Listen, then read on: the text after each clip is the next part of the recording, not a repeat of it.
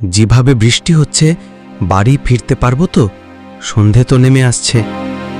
লোকটি এই নির্জন জঙ্গলে বৃষ্টির মধ্যে হেঁটে যাচ্ছে রাস্তা দিয়ে।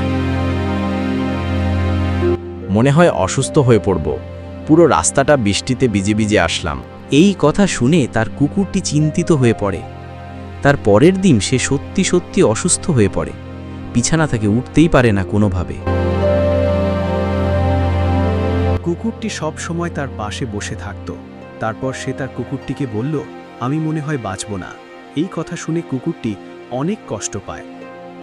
সে তখনই জঙ্গলের রাস্তা দিয়ে দৌড়ে চলে যায় বৃষ্টির মধ্যেই একটি দোকানে।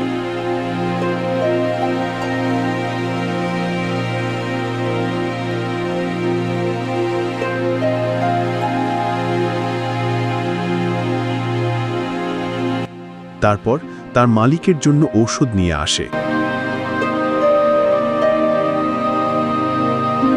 তার কুকুরটি সব সময় তার পাশে থেকে তার সেবা যত্ন করে এবং সে আস্তে আস্তে সুস্থ হয়ে পড়ে।